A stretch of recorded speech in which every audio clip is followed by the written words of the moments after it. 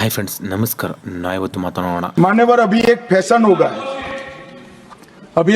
गया है आम्बेडकर आम्बेडकर आम्बेडकर आम्बेडकर आम्बेडकर आम्बेडकर इतना नाम अगर भगवान का लेते तो 7 जन्मों तक स्वर्ग मिल जाता।